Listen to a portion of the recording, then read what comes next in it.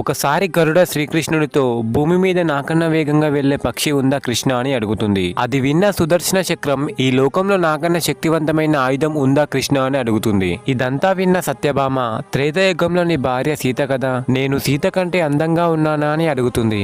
వీళ్ళ మాటలు విన్న కృష్ణుడు ఎలాగైనా వీళ్ళ అహంకారాన్ని తొలగించాలని గరుడతో ఒక ప్రదేశం గురించి చెప్పి అక్కడ ఒకతనుంటాడు, సీతారాములు తన కోసం ద్వారకాలో ఎదురు చూస్తున్నారని చెప్పమని చెప్పి సుదర్శన చక్రాన్ని ద్వారం లోపలికి ఎవరొచ్చినా పంపద్దని చెప్తాడు. సత్యభామతో సీతాదేవిలా తయారవమని చెప్తాడు. కృష్ణుడు చెప్పిన ప్రదేశంలో హనుమంతుడు ఉంటాడు. సీతారాములు నీ కోసం ద్వారకాలో ఎదురు చూస్తున్నారని గరుడ చెప్తుంది. అది విన్న హనుమంతుడు గరుక్మంతుని కంటే 1000 రెట్లు అధిక వేగంతో రాముడిలా ఉన్న శ్రీకృష్ణుడి దగ్గర వాలిపోతాడు. ద్వారం దగ్గర నిన్నెవ్వరూ ఆపలేదా హనుమ అని శ్రీకృష్ణుడు అడగ్గా, ఒక చక్రం ఆపింది స్వామి, దాంతో యుద్ధం చేస్తే మిమ్మల్ని కలవడానికి లేట్ అవుతుంది అని ఆ చక్రాన్ని మింగేశాను. సత్యభామను చూసి ఈ చెలికత్త ఎవరు స్వామి, సీతమ్మ ఎక్కడా అని